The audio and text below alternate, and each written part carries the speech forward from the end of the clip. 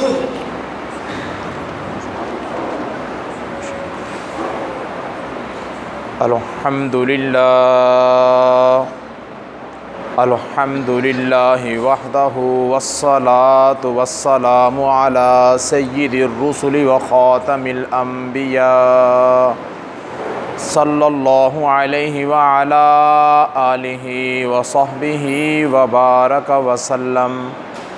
मा नतक़ल लिसानु बिमदहिहि व नसख़ल क़लम। अल्लाहुम्मा सल्लि अला मुहम्मदिन व अला आलि मुहम्मद कमा सल्लैता अला इब्राहीम व अला आलि इब्राहीम इन्नका हमीदुम मजीद।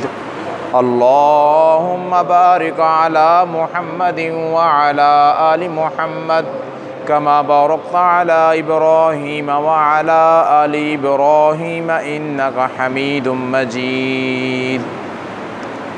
सामीन मोहतरम, काबिल कदर भाइयों, दोस्तों और बुज़ुर्गों, आज रात तरावी में हमने छठा पारा पूरा और सातवें पारे का पहला रुबो तिलावत में सुना है।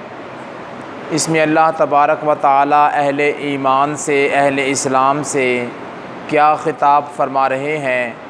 इब्तिदा में फ़रमाया कि अल्लाह रब्बुल इज़्ज़त इस बात को हरगिज़ पसंद नहीं करते कि इंसान बुरी कौल को, बुरी बात को ज़ाहिर करे, लेकिन उलमा ने लिखा है कि इल्ला मन ज़ुल्म के साथ अल्लाह रब्बुल इज़्ज़त ने एक कैद लगाई है कि जिस इंसान पर कोई जुल्म किया गया हो, जिस इंसान के साथ किसी किस्म की कोई ज़्यादती की गई हो और वो ज़्यादती और वो जुल्म की बात अगरचे बुरी बात हो, उसके ज़ाहिर करने में किसी किस्म का कोई मुज़ायका नहीं है, ताकि जिस वक़्त वो अपने जुल्म को बयान करेगा तो फिर ही उस जुल्म की जो ज़ालिम है उसको अंजाम तक और उसको सज़ा तक पहुँचाया जाएगा।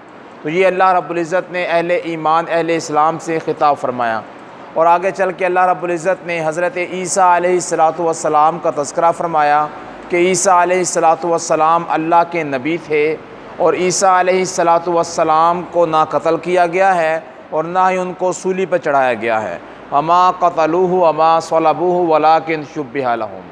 फिर आगे चल के अल्लाह रब्बुल इज़्ज़त ने इस्लाम और कुरान की हक़ानियत को बयान किया और फिर आगे इस सूरत निसा के आखिर में फ़रमाया यस्तफ़्तूनका फ़िल कुलिल्लाहु युफ़्तीकुम फ़िल कलाला, कि कलाला के बारे में लोग आपसे सवाल करते हैं, आपसे मसाइल पूछते हैं। तो ये कलाला किसे कहते हैं?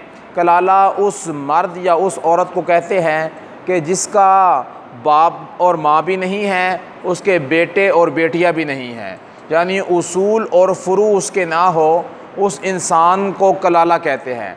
वो फ़ौत हो जाए तो उसकी विरासत कहाँ तकसीम होगी? उसके बहनों और उसके भाइयों के अंदर उसकी विरासत तकसीम होगी। और अगर उसके हकीकी बहनें और हकीकी भाई नहीं हैं तो फिर उसके रज़ाई बहन, रज़ाई भाइयों के अंदर ये विरासत तकसीम होगी। ये अल्लाह तबारक व ताला ने आखिर में मसला फ़रमाया। साथ दोबारा से इसी सूरत मुबारक के आखिरी आयत में ही फ़रमाया लिज़्ज़करी मिस्लु हज़्ज़िल उन्सयैन, के मर्द के लिए दो औरतों के बराबर हिस्सा है। तो मतलब ये है कि मर्द का पूरा हिस्सा होगा और औरत का आधा हिस्सा होगा। फिर सूरह निसा ख़त्म होती है, सूरह माइदा शुरू होती है। सूरह निसा पूरी की पूरी, इस सूरत का नाम तो सूरह निसा है, औरत का नाम से है, लेकिन इसके अंदर औरतों के अहकामात बयान किए गए हैं। ये मतलब नहीं कि इसमें औरतों की साइड ली गई है, औरतों के हुकूक, बल्कि औरतों के बारे में जो मसाइल थे वो सारे अल्लाह रब्बुल इज़्ज़त ने बयान की। हत्ता कि इस सूरत मुबारक में औरतों के पिटाई करने का हुक्म भी अल्लाह रब्बुल इज़्ज़त ने बयान फरमाया जब तुम्हारी औरतें तुम्हारी नाफरमान बन जाए फ़ाइज़ुहुन्ना, कि तुम क्या करो, इनको नसीहत करो। अगर मान जाए, सीधी हो जाए, फिर ठीक है। अगर ऐसा ना हो तो फिर वहजुरुहुन्ना फ़िल मज़ाजी, अपने बिस्तरे इनके बिस्तरों से जुदा कर लो। बिस्तरे जुदा करना एक ही कमरे में रहकर भी हो सकता है, एक मर्द अलग कमरे में सोए, औरत अलग कमरे में सोए, इस तरह भी हो सकता है। फरमाया फिर भी वो राह रास्त पर नहीं आती, गुनाह को नहीं छोड़ती, नाफरमानी को नहीं छोड़ती, तो फिर जौन सा है वज़रिबूहुन्ना, उसको मारो। तो मारने तक का हुक्म जौन सा है सूरह निसा के अंदर आया है। लेकिन फ़ुक़हा और उलमा ने लिखा है कि औरत का मारना सिर्फ 4 वजूहात की बिना पर जायज़ है, इसके अलावा जायज़ नहीं है। नंबर 1, औरत मर्द की इजाज़त के बग़ैर घर से बाहर निकले तो उस औरत की पिटाई की जा सकती है। नंबर 2, दूसरा मसला ये है कि औरत को मर्द नमाज का हुक्म दे लेकिन वो फिर भी जानबूझकर नमाज में सुस्ती करे, नमाज को छोड़ दे, इतनी दूसरी बात। और तीसरी बात ये कि मर्द जौन सा है औरत को बनाओ सिंगार का हुक्म दे और मर्द इस चीज़ का तकाज़ा करता हो, इस चीज़ का तलबगार हो कि मेरी औरत जौन सी है वो बनाओ संगार करे, लेकिन वो बनाओ संगार ना करे, वो अपने बाल ना बनाए, अपना मुंह साफ़ ना करे, तो इस वजह से भी औरत को मारा जा सकता है। और चौथी और आखिरी वजह फ़ुक़हा ने ये लिखी है कि औरत को मर्द बुलाए अपनी तरफ अपनी ज़रूरत शरइया को पूरा करने के लिए, और औरत बग़ैर किसी वजह के और बग़ैर किसी बग़ैर किसी जिस्मानी उज़र की वजह से उस मर्द को इनकार कर दे, तो इन वजूहात की बिना पर औरत की पिटाई की जा सकती है, औरत को मारा जा सकता है। लेकिन इस पिटाई और इस मारने में फ़ुक़हा ने लिखा है कि इतना मार ना हो जिससे हड्डी टूट जाए या खून निकल जाए या नील पड़ जाए, लेकिन इतना मार ना हो। इसके अलावा जौन सी है हल्की फुल्की मार जौन सी है वो की जा सकती है। और तीसरा, आप सल्लल्लाहु अलैहि वसल्लम फरमाया, जब तुम मारो किसी को तो चाहे जानवर हो या चाहे तुम्हारा ग़ुलाम हो या बीवी हो, उसके मुंह पर तुम ना मारो, उसके और जगह पे उसको तुम मार सकते हो। तो बहरहाल औरतों के मसाइल और अहकामात इस सूरत मुबारक में ज़िक्र किए गए हैं। आगे सूरह माइदा के इब्तिदा ही में अल्लाह तबारक व तआला ने अहले ईमान को ख़िताब करते हुए फ़रमाया, औफ़ू बिल उक़ूद, के वादों को और अपने मामलात को पूरा करो, अपने जो मामला तय हो गया उसको पूरा करो, उसमें किसी किस्म की कोई कमी और कजी ना रह जाए। जब तुमने एक मामला किया तो उसको उसके इख्तिताम तक पहुँचाओ। आगे फरमाया कि ताआवुन 2 तरह का होता है दुनिया के अंदर, एक है व ताआवनु अलल बिर्रि व तक़वा, एक दूसरा है वला ताआवनु अलल इस्मि वल उद्वान, कि नेकी के कामों में ताआवुन, भलाई के कामों में ताआवुन, ये नेकी के काम में ताआवुन ताआवनु अलल बिर्रि व तक़वा है। और दूसरा है गुनाह के कामों में ताअवुन करना, गुनाह में एक दूसरे को आगे से आगे बढ़ने की तलकीन करना, ये वताअवनु अलल इस्मि वल उद्वान है। अल्लाह तबारक व तआला ने दोनों को बयान फरमा दिया और ताअवुन अलल बिर्रि व तक़वा का हुक्म फरमाया और ताअवुन अलल इस्मि वल उद्वान से इंसानियत को मना फरमाया।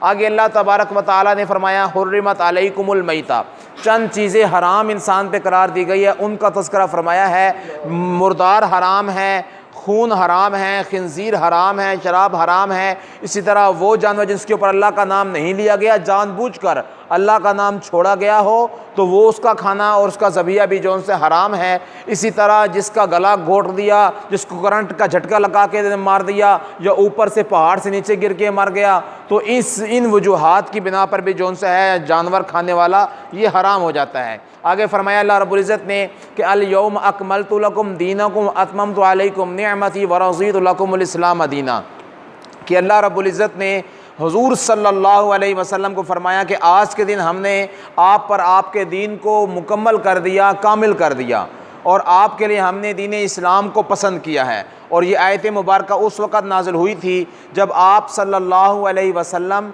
इस आयत मुबारक के नाज़िल होने के बाद तकरीबन 2 या 2.5 महीने ज़िंदा रहे थे और उसके बाद इंतकाल फरमा गए थे। और उलमा ने लिखा है कि इस आयत मुबारक के बाद कोई हुक्म जौन सा है शरई हुक्म बाद में नाज़िल नहीं हुआ। अल्लाह की बड़ाई की आयात तो नाज़िल होती रही, अल्लाह की तस्बीह और तहमीद की आयात नाज़िल होती, लेकिन कोई हुक्म जौन सा है अल यौम अकमलतु लकुम के बाद कोई हुक्म नाज़िल नहीं हुआ। आगे चल के अल्लाह तबारक व तआला ने अहले ईमान अहले इस्लाम को हुक्म इरशाद फरमाया कि जब तुम नमाज का इरादा करते हो तो तुम्हारी पाकीज़गी किस तरह की होनी चाहिए। तो फरमाया कि जब तुम नमाज का इरादा करो तो तुम वज़ू कर लो, और वज़ू के 4 चीज़ें फ़र्ज़ियत के साथ हैं, उसका तज़किरा फरमाया।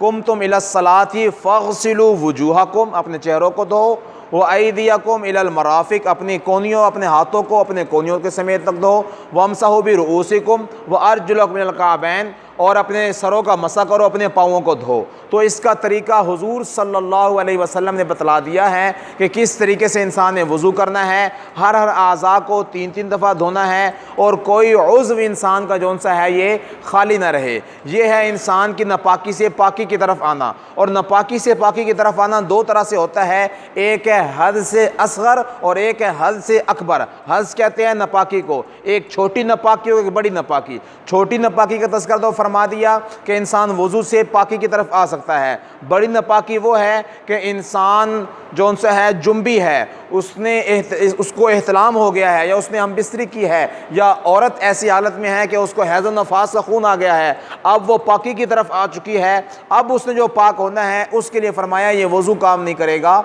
बल्कि उसके लिए ज़रूरी और लाजमी ये है कि वो गुस्ल करे। और गुस्ल के फ़राइज़ जौन से है वो कुल्ली करना, नाक में पानी डालना और पूरे जिस्म को जौन सा है एक दफ़ा गीला करना, तर करना, ये गुस्ल के फ़राइज़ में से है। इसका पूरा करना लाजमी और ज़रूरी है।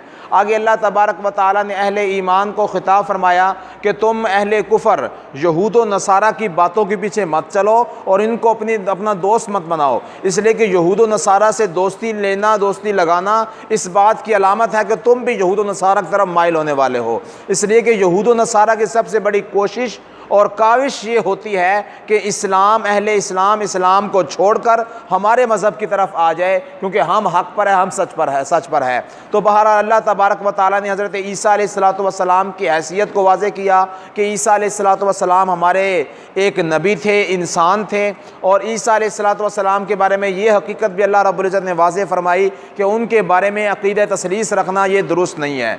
अक़ीदा तसलीस कहते हैं जो ईसाइयों का अक़ीदा है कि 3 खुदा एक खुदा में है और एक खुदा 3 में है। वो ईसा अलैहिस्सलातु वस्सलाम को, उनकी वालदा को भी खुदा के दर्जे तक पहुँचाते हैं। तो ये बात गलत है, ये बात दुरुस्त नहीं है। रोज़े क़यामत अल्लाह तबारक व तआला जब अंबिया किराम अलैहिमुस्सलातु वस्सलाम से सवाल करेंगे, वहीं पर ईसा अलैहिस्सलातु वस्सलाम से भी ये सवाल करेंगे कि हमने आपको किताब दी, नबुव्वत और रिसालत और पैगम्बरी अता फरमाई हमने आपको, आप बताइए कि क्या आपने अपनी उम्मत को ये हुक्म दिया था। तो रिवायात में आता है ईसा अलैहिस्सलातु वस्सलाम जब ये बात सुनेंगे तो उनके ऊपर बेहोशी तारी हो जाएगी, और एक रिवायत में आया है कि वो रोने लग जाएंगे, और एक रिवायत में आया कि वो इतने परेशान हो गए कि उनके कानों से और उनकी आंखों से खून जारी हो जाएगा, और बेहोश होने के बाद होश में आएंगे, कहेंगे कि अल्लाह मैं कहाँ और तू रब कहाँ। मैं इस बात का कहीं हुक्म दे सकता हूँ मैं कि लोग मुझे खुदा माने या मेरी माँ को खुदा माने। तो ईसा अलैहिस्सलातु वस्सलाम वहाँ पर अल्लाह तबारक व तआला के सामने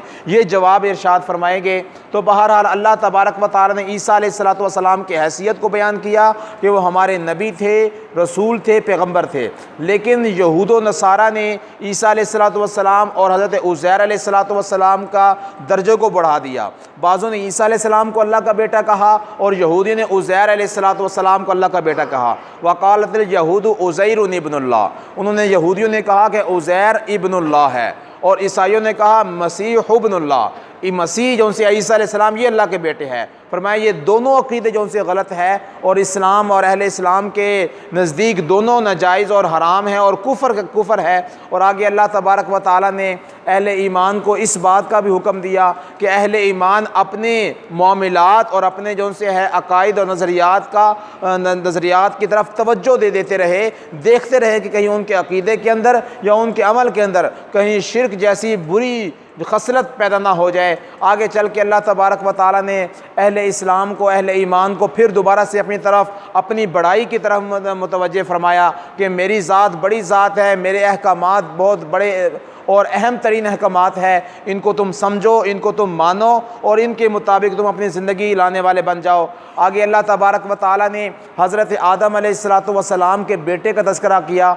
आदम अलैहिस्सलातु वस्सलाम का एक बेटा था जिसका नाम था काबिल, और एक बेटे का नाम था हाबिल। हाबिल और काबिल इन दोनों का तज़किरा किया, और इन दोनों में से जब काबिल ने हाबिल को कत्ल कर दिया, उस कत्ल करने के बाद उसने जब इस बात के बारे में गौर व फ़िक्र किया कि इस मकतूल को मैं करूँ तो करूँ कहाँ पर, मैं छुपाऊँ तो छुपाऊँ कहाँ पर।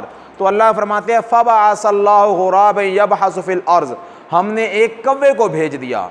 एक कव्वा आया, उसने आके कव्वे को मारा उसने, और कव्वे को मारने के बाद वो ज़मीन के ऊपर वो खुरचने लगा। जब खुरचते खुरचते ज़मीन कुछ खुरच गई और मिट्टी साइड पर हो गई, उसने मरे हुए अपने कव्वे को अंदर रखा, ऊपर से मिट्टी जो सी है डाल दी।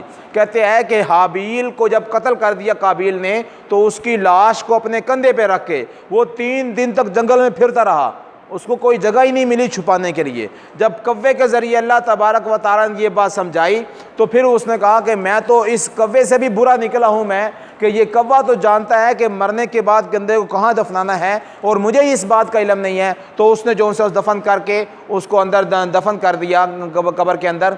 तो हुजूर अकरम सल्लल्लाहु अलैहि वसल्लम फरमाया कि सुबह क़यामत तक जितने भी ज़मीन पे कत्ल किए जाते रहेंगे, उन कातिलीन को जहाँ पर कत्ल का बदला मिलेगा, गुनाह मिलेगा, उसी गुनाह में शरीक काबिल भी होगा, उसी गुनाह में शरीक काबिल को भी कुछ ना कुछ गुनाह होगा। इसलिए कि सब गुनाहों की, सब कत्लों की इब्तिदा रखने वाला जो सा ये काबिल है। तो बहरहाल अल्लाह तबारक व तआला ने इसी सूरत मुबारक में फरमाया, व कतबना अलैहिम फ़ीहा अन्न नफ्स बिन नफ्स वल ऐन बिल ऐन वल अनफ बिल अनफि वल उज़ुन बिल उज़ुन वस्सिन्न बिस सिन्न वल जुरूह क़िसास, कि अल्लाह तबारक व तआला ने क़िसास का मामला रखा है। किसी ने किसी के जो जनाब के जान को मार दिया, कत्ल कर दिया, उसके बदले में कत्ल की जाएगा। किसी की आँख फोड़ी, उसकी आँख फोड़ी जाएगी। किसी ने दांत तोड़ दिया, दांत न तोड़ दिया। किसी ने हाथ काटा, उसका हाथ काटा जाएगा। फिर आगे चल के अल्लाह तबारक व तआला ने चोर की सज़ा बयान फरमाई है, वस्सारिक़ु वस्सारिक़तु फ़क़्तऊ अयदियहुमा जज़ाअम बिमा कसबा नकालम मिनल्लाह, कि एक इंसान ने, चाहे वो चोरी करने वाला मर्द है या औरत है, अगर चोरी कर दी है तो अब उसका हाथ जो है ये काटा जाएगा। अब हाथ काटने के बारे में शर्त यह है कि उसकी चोरी कितनी होनी चाहिए। क्या वो 1 रुपये 2 रुपये चोरी कर ले, उसका हाथ काट के साइड में रख देना चाहिए? नहीं, बल्कि इसके बारे में मसला ये है कि जिसकी चोरी 10 दिरहम के बराबर होगी, 10 दिरहम के बराबर जिसकी चोरी होगी, जो मैंने पहले अर्ज़ किया था कि महर कम से कम 10 दिरहम होता है, और चोरी भी जब 10 दिरहम के बराबर होगी, और 10 दिरहम बनते हैं तकरीबन 2.25 तोले चांदी के, 2.25 तोले चांदी के, यानी कि आजकल के हिसाब से तकरीबन 26-27 रुपये बनते हैं। तो इतने रुपए की कोई चोरी करेगा तो फिर उसके हाथ को जो सा है वो काटा जाएगा।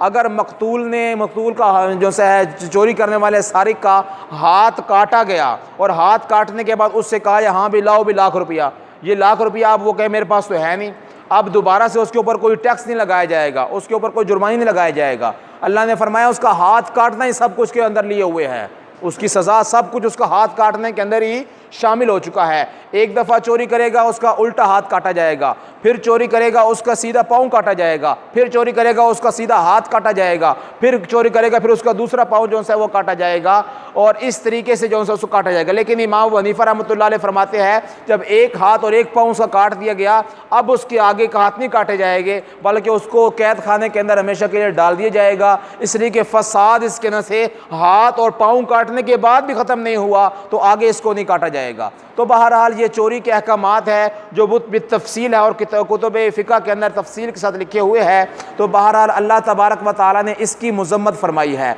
और फरमाया आखिर में लुइनल्लज़ीना कफ़रू मिन बनी इसराईल अला लिसान दाऊद, कि बनी इसराईल यहूद व नसारा पे हज़रत दाऊद अलैहिस्सलातु वस्सलाम की ज़ुबान से अल्लाह तबारक व तआला ने उन पर लानत फरमाई है। लानत क्यों फरमाई है? कि उनके जो आबिद और आलिम 2 किस्म के लोग थे, इबादत करने वाले और जानने वाले, वो दोनों बनी इसराइल के आम इंसानों को गुनाह करते हुए देखते थे, लेकिन उनको रोकते नहीं थे, उनको गुनाह से रोकते नहीं थे, और जानते भी थे एक चीज़ हराम है, हराम जानने के बावजूद, समझने के बावजूद फिर भी उस इल्म का इजहार नहीं करते थे कि कहीं हम इल्म का इजहार करें और लोग हमें बुरा भला कहना शुरू कर दें। तो इस अपनी इज़्ज़त को बचाने के लिए वो जो उनसे सही मसला सामने नहीं लेकर आते थे। हालांकि ये बात हकीकत के बिल्कुल ख़िलाफ़ है। अगर इंसान की कोई इज़्ज़त करे तब इंसान सही मसला बताए, ये बात नहीं है। कोई इज़्ज़त करे या ना करे, कोई अच्छी बात कहे या बुरी बात कहे, दीन का मसला अपनी जगह पर है, चाहे वो अपनों के ख़िलाफ़ है, चाहे वो गैरों के ख़िलाफ़ है, चाहे वो अपने ख़िलाफ़ है, अपनी ज़ात के, या अपने हक़ में है। जैसे भी दीन का मसला है तो इंसान को हक़ मसला हक़ तरीके से हक़ बात को इंसान को बतला देना चाहिए, और इसके अंदर किसी किस्म की कोई कमी और कजी इंसान को नहीं करनी चाहिए। आगे अल्लाह तबारक व तआला ने कसम के बारे में फ़रमाया कि कसम लोग खाते हैं, कसम का कफ़ारा भी देना होता है। अब कसमें 3 तरह की होती है। एक कसम होती है जिसे कहते हैं यमीन लग़्व, यमीन अरबी में कसम को कहते हैं। यमीन लग़्व होती है, एक होती है यमीन गमूस, और एक होते हैं यमीन मुनाकिदा। यमीन लग़्व ये होती है कि एक इंसान ने अपने ख्याल के मुताबिक एक बात हुई थी नहीं हुई थी, कसम खा दी कि जनाब ऐसा ही हुआ था, लेकिन बाद में पता लगा भाई आपका ख्याल तो गलत था, ऐसा नहीं हुआ, ऐसे हुआ था। ये यमीन लग़्व है, ये फजूल चली जाती है, इसके ऊपर अल्लाह ताला गुनाह नहीं देते इंसान को। इंसान ने अपने माइंड के मुताबिक एक बात को सच समझते हुए कसम खाई थी। और एक ये यमीन गमूस। यमीन गमूस ये कहते हैं कि माजी के अंदर कोई ऐसा काम हुआ था या उसने किया था, लेकिन कसम उसके बिल्कुल मुखालिफ खा रहा है। वो कहता है कि जनाब मैं 2 दिन पहले ये यहाँ पर आया ही नहीं था, मैंने ये काम किया ही नहीं, मैंने ये चोरी की ही नहीं मैंने, और उसके ऊपर कसम भी खा लेता है। गुज़श्ता काम पे जो माजी के ज़माने में काम किया है उस पर जो कसम खाए उसे गमूस कहते हैं। लेकिन यमीन लग़्व और यमीन गमूस इसके ऊपर कोई कफ़ारा नहीं होता, इससे इंसान गुनाहगार तो होता है लेकिन कफ़ारा नहीं है। एक यमीन मुनाकिदा होती है कि आइंदा आने वाले ज़माने के अंदर किसी काम के करने या किसी काम के ना करने के ऊपर इंसान कसम खाता है। अगर वो काम करने की कसम खाई नहीं करता, नहीं करने की कसम खाई थी, कर लिया उसने, तो अब उसके ऊपर कसम का कफारा आएगा। 10 मिस्कीनों को खाना खिलाएगा सुबह शाम, या 10 मिस्कीनों को जोड़ा कपड़े का जोड़ा पहनाए, या एक गुलाम आज़ाद करे, या फिर जो से 3 दिन के लगातार जो से है वो रोज़े रखे। तो ये यमीन मुनाकिदा का कफारा जिक्र किया गया है। आगे चल के अल्लाह तबारक व तआला फरमाया, ए ईमान वालो ला तसअलू अन अशियाइन तुब्द लकुम तसूकुम, तुम हर चीज़ के बारे में सवाल ना किया करो। बात चीज़ें ऐसी होती है कि उन सवाल का अगर जवाब दे दिया जाए, उसके बारे में आयात नाजिल कर दी जाए तो तुम्हारे लिए बड़ी मुश्किल बन जाए। इसलिए कि सहाबा आलिम निज़वान में से बाज़ ने ये सवाल कर दिया था आप सल्लल्लाहु अलैहि वसल्लम से, क्या हज हर साल फ़र्ज़ है जो ज़िंदगी में एक मरतबा है? आपने खामोशी इख्तियार की। उस सवाल करने वाले दोबारा सवाल किया, आपने फिर खामोशी इख्तियार की। सवाल करने वाले तीसरी दफ़ा सवाल किया, तो फिर आप सल्लल्लाहु अलैहि वसल्लम के हज ज़िंदगी में एक मरतबा फ़र्ज़ है, तुम ऐसे सवालात क्यों पूछते हो? अगर मैं पहली दफ़ा सवाल के जवाब में तुम्हें कह देता हर साल फ़र्ज़ है, तो हर उम्मती पर हर साल हज को फ़र्ज़ हो जाता, हर साल फ़र्ज़ हो जाता। तो जितना अल्लाह ने हुक्म दिया है उतना तुम करते रहो। तुम आगे सवालात पे सवालात करोगे तो तुम्हारे लिए मुश्किल पैदा हो जाएगी। तो ये चीज़ आप सल्लल्लाहु अलैहि वसल्लम के ज़रिए अल्लाह तबारक व तआला ने समझाई। आगे फरमाया यौम यजमअल्लाहु रुसुला फयक़ूलु माज़ा उजिब्तुम, के रसूलों को रोज़े क़यामत पूछ की जाएगी, उनसे भी सवालात होंगे अपनी उम्मतों के बारे में, अपनी कौमों के बारे में। आगे हज़रत ईसा अलैहिस्सलातु वस्सलाम के बारे में आता है कि ईसा अलैहिस्सलातु वस्सलाम फरमाएंगे कि इन तुअज़्ज़िबहुम फ़इन्नहुम इबादुक व इन तग़फ़िर लहुम फ़इन्नका अंतल अज़ीज़ुल हकीम, कि अल्लाह मैंने समझाया अपनी कौम को, अपनी उम्मत को, लेकिन इन तुअज़्ज़िबहुम फ़इन्नहुम इबादुक, ये तेरे बंदे, अगर तू इनको अज़ाब दे, अगर चाहे तो इनको माफ़ कर दे, लेकिन अल्लाह इख्तियार तेरे हाथ में है। हुजूर सल्लल्लाहु अलैहि वसल्लम ने फरमाया कि किसी नबी ने कहा कि अल्लाह तेरे बंदे अज़ाब दे या इनको छोड़ दे, किसी ने कहा कि अल्लाह इनको तू गरक कर दे। अल्लाह के नबी सल्लल्लाहु अलैहि वसल्लम ने फरमाया कि मैंने ये दुआ नहीं की कि अल्लाह मेरी कौम को गरक कर दे, जो गुनाहगार हो उनको गरक कर दे, या जिसको तू चाहे उसको गरक कर दे। मैं तो मेरे मौला तुझसे सवाल करता हूँ, दुआ करता हूँ, मेरी सारी उम्मत को बख्श दे, मेरे सारे गुनाहगार उम्मतियों को अल्लाह तो बख्श दे, सबको जो उनसे जन्नत के अंदर दाखिल फरमा दे। ये आप सल्लल्लाहु अलैहि वसल्लम की दुआ है। और आखिर में फरमाया लिल्लाहि मुल्कु समावाति वल अर्दि व मा फ़ीहिन, कि जो कुछ आसमान ज़मीनों में है सब कुछ की बादशाहत अल्लाह ताला के हाथ में है। अल्लाह की ज़ात हर चीज़ पे कामिल कुदरत रखने वाली ज़ात है। अल्लाह रब्बुल इज़्ज़त मुझे और आपको समझने की, अमल करने की तौफ़ीक़ अता फ़रमाए। व आखिरु दावाना अनिल हम्दुलिल्लाहि रब्बिल आलमीन।